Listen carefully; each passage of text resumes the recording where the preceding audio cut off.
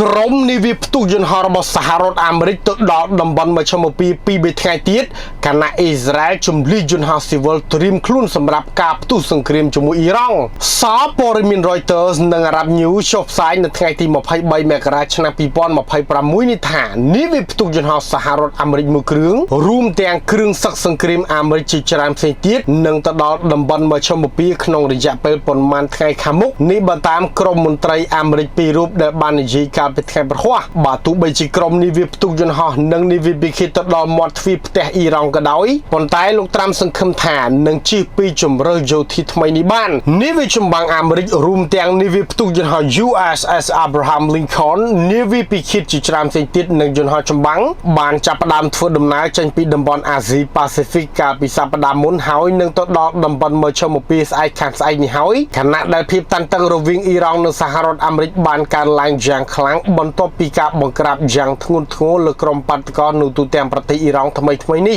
មន្ត្រីម្នាក់បាននិយាយថាប្រព័ន្ធការពារដែនអាកាសបន្ថែមកំពុងត្រូវបានសម្លឹងមើលសម្រាប់តំបន់មជ្ឈមពីផងដែរសហរដ្ឋអាមេរិកបានបង្កើនចំនួនកងទ័ពអាមេរិកកាន់តែច្រើនទៅកាន់តំបន់មជ្ឈមពីនៅពេលដែលភាពតានតឹងក្នុងតំបន់កើនឡើងដែលអ្នកជំនាញកត់សម្គាល់ថាកងកម្លាំងយោធាអាមេរិកបានរៀបចំកសាងកម្លាំងដ៏ធំមួយកាលពីរដូវក្តៅមុនការវាយប្រហាររបស់ខ្លួនក្នុងខែមិថុនាប្រឆាំងនឹងកម្មវិធីនុយក្លេអ៊ែររបស់អ៊ីរ៉ង់ហើយលោកត្រាំមកអាងពីការវាយប្រហារសម្ងាត់កំទេចទីតាំងនុយក្លេអ៊ែរអ៊ីរ៉ង់អ្នកជំនាញនុយក្លេអ៊ែរនិយាយថាការវាយប្រហាររបស់លោកត្រាំអាចធ្វើឲ្យអ៊ីរ៉ង់ថយក្រោយបានត្រឹមតែប្រមាណសប្តាហ៍ប៉ុណ្ណោះមិនដល់រាប់ខែឡើយលោកត្រាំបានគំរាមកំហែងម្ដងហើយម្ដងទៀតថានឹងធ្វើអន្តរាគមន៍ប្រឆាំងទៅនឹងអ៊ីរ៉ង់ជុំវិញការសម្លាប់អ្នកតវ៉ានៅទីនោះថ្មីនេះប៉ុន្តែការតវ៉ាបានថមថយចុះកាលពីសប្តាហ៍មុនហើយវោហារសាស្ត្ររបស់លោកត្រាំតាក់ទងទៅនឹងអ៊ីរ៉ង់បានធូរស្រាលលោកបានងាកទៅចាប់អារម្មណ៍លើបញ្ហាភូមិសាស្ត្រនយោបាយផ្សេងទៀតរួមទាំងការស្វែងរកដណ្ដើមកោះ Greenland ទៅវិញកាលពីថ្ងៃពុធលោកត្រាំបាននិយាយថាលោកសង្ឃឹមថានឹងមិនមានសកម្មភាពយោធាបន្ថែមទៀតរបស់អាមេរិកនៅក្នុងប្រទេសអ៊ីរ៉ង់នោះទេប៉ុន្តែថាសហរដ្ឋអាមេរិកនឹងធ្វើសកម្មភាពប្រសិនបើទីក្រុងតេរ៉ង់បន្តកម្មវិធីនុយក្លេអ៊ែររបស់ខ្លួនលោកត្រាំបានប្រាប់សារព័ត៌មាន CNBC ក្នុងបទសម្ភាសន៍មួយនៅក្នុងទីក្រុង Davos ប្រទេសស្វីសថាពួកគេមិនអាចធ្វើនុយក្លេអ៊ែរបានទេដោយបានកត់សម្គាល់ពីការវាយប្រហារតាមផ្លូវអាកាសដ៏ខ្លាំងក្លារបស់សហរដ្ឋអាមេរិកលើរោងចក្រនុយក្លេអ៊ែរអ៊ីរ៉ង់ក្នុងខែមិថុនាឆ្នាំ2025លោកថាប្រសិនបើពួកគេធ្វើវានឹងកើតឡើងម្ដងទៀតក្រុមសិទ្ធិមនុស្ស HRANA ដែលមានមូលដ្ឋាននៅអាមេរិកបាននិយាយថារហូតមកទល់ពេលនេះខ្លួនបានផ្ទៀងផ្ទាត់ចំនួនអ្នកស្លាប់ចំនួន4519នាក់ដែល4251នាក់ជាក្រុមបាតកោនិង197នាក់ជាក្រុមសន្តិសុខ HRNA បាននិយាយថាមានចំនួនអ្នកស្លាប់បន្ថែម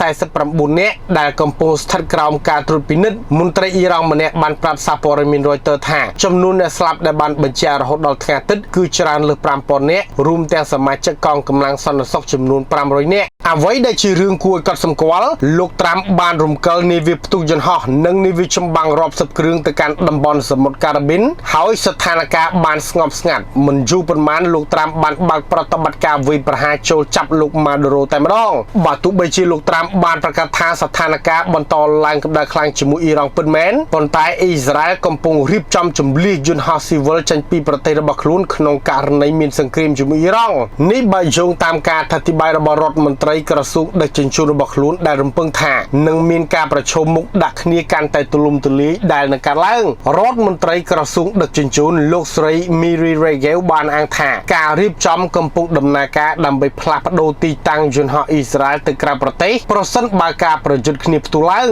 ថ្លែងទៅកាន់វិទ្យុអ៊ីស្រាអែល 103 FM លោកស្រី Regev បាននិយាយថាក្រសួងដឹកជញ្ជូនកំពុងរៀបចំផែនការសម្រាប់សេណារីយ៉ូមួយរួមទាំងការផ្លាស់ប្ដូរយន្តហោះទៅកាន់គោលដៅដូចជា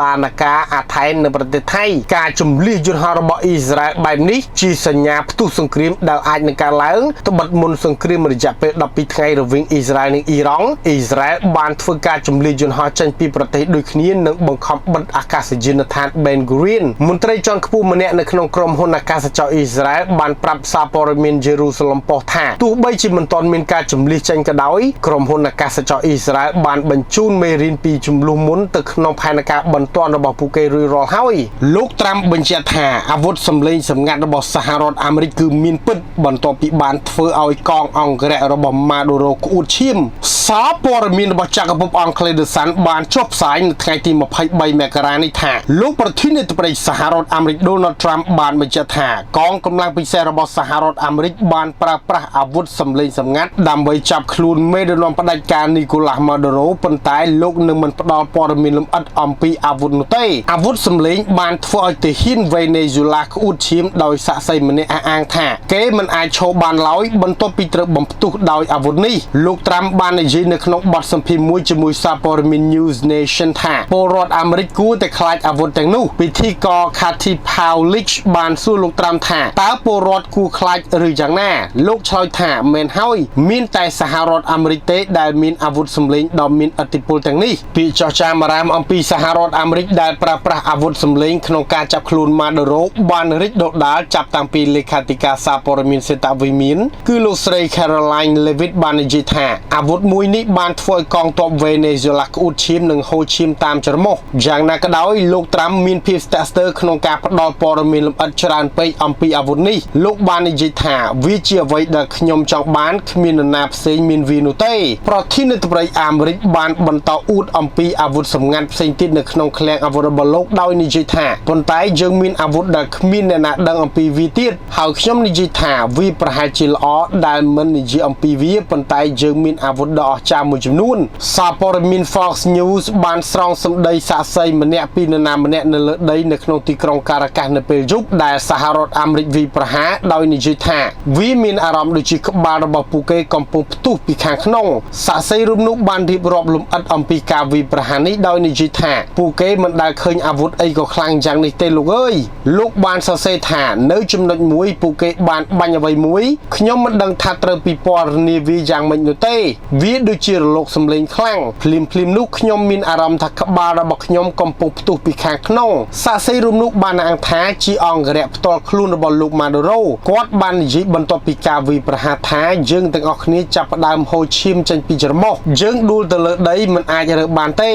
យើងមិនអាចក្រោកឈរបានទេបន្ទាប់ពីអាវុធសូរស័ព្ទនោះវាក៏ឡើងបន្ទាប់ពីមានរបាយការណ៍ថាសហរដ្ឋអាមេរិកចំណាយប្រាក់រាប់រយលានដុល្លារលើអាវុធអាថ៌កំបាំងមួយនៅពីក្រោយអ្វីហៅថារោគសញ្ញាហាវ៉ាណារោគសញ្ញានៃជំងឺចម្លែកនេះរួមមានឈឺក្បាលធ្ងន់និងសម្ពាធក្បាលវិលមុខចង់ក្អួតចង្អោរនិងមានអារម្មណ៍រោដោយទូរស័ព្ទឬផ្ទុះក្នុងត្រចៀករបស់ពួកគេទាំងនេះគឺស្រដៀងគ្នាទៅនឹងរោគសញ្ញាដែលបានរាយការណ៍ដោយឆ្មាំ Maduro ដែលមិនបញ្ចេញឈ្មោះដែលបង្កឲ្យមានការសង្ស័យថាអាវុធសម្លេងសម្ងាត់ដែលប្រើនៅវេណេស៊ុយឡាបណ្ដាលឲ្យកើតរោគសញ្ញាហាវ៉ាណាជំងឺនេះត្រូវបានគេដាក់ឈ្មោះអញ្ចឹងដោយសារតែរោគសញ្ញាត្រូវបានរាយការណ៍ជាលើកដំបូងដោយអ្នកការទូតនិងមន្ត្រីស៊ើបការសម្ងាត់អាមេរិកដែលបានឈរជើងនៅទីក្រុងហាវ៉ាណាប្រទេសគូបាឆ្នាំ2016ប្រភពបានប្រាប់សារព័ត៌មាន CBS News ថាមន្ត្រីអាមេរិកជាង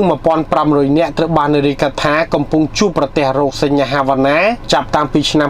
2016មកលោក Maduro និងភរិយារបស់គាត់ត្រូវបានចាប់ខ្លួននៅទីក្រុងការ៉ាកាសដោយអង្គភាពបេសកកម្មពិសេសរបស់យោធាអាមេរិកគឺ Delta Force ក្នុងប្រតិបត្តិការដ៏អស្ចារ្យដែលបានប្រើប្រាស់អាវុធសម្ងាត់ក្អួតឈាមតាមមាត់និងច្រមុះទុនដៃទុនជើងចង់ផ្ទុះក្បាលនេះឯងលោក Maduro មិនទាន់ត្រូវបានកាត់ទោសឲ្យជាប់ពន្ធនាគារប៉ុន្មានឆ្នាំនៅឡើយទេរហូតមកទល់ពេលនេះករណីស្រដៀងគ្នានេះដែរសហរដ្ឋអាមេរិកចាប់ជនផ្ដាច់ការនៃប្រទេសផ្សេងពាក់ព័ន្ធទៅនឹងករណីគ្រឿងញៀននេះកាត់ទោសប្រហារជីវិតក្រោយមកសម្រាលទោសមកត្រឹមជាប់គុកមួយជីវិតហើយបន្តមកទៀតក៏លើកលែងទោសនៅត្រឹម17ឆ្នាំវិញហើយបញ្ជូនទៅស្រុកដើមជាប់គុកបន្ថែមទៀតនិងមានជំងឺស្លាប់ក្រោយមានសេរីភាពបាន2-3ខែ